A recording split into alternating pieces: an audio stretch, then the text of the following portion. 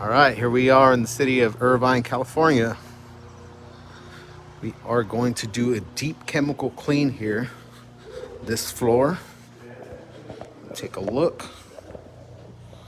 So you can see all the imperfections on here, all the little scuffs and scratches. See how everything's starting to peel up. Look, so when we got the Bona prep, they stand over here so you can see right here. You can see the build up.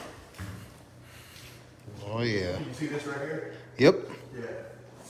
So these engineered pre-finished floors, when they come out of the box, you don't need to do anything to them but keep the dust off of them. Never apply anything. So this right here is going to do the deep chemical clean, and then we do a light sanding, and we'll apply that Bona Traffic HG, which is probably the toughest finish out there. Show them all like the highs and lows of it. All right. See the spots. Yeah.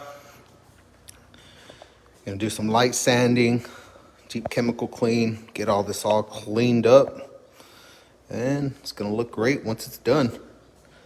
Can't wait to see it.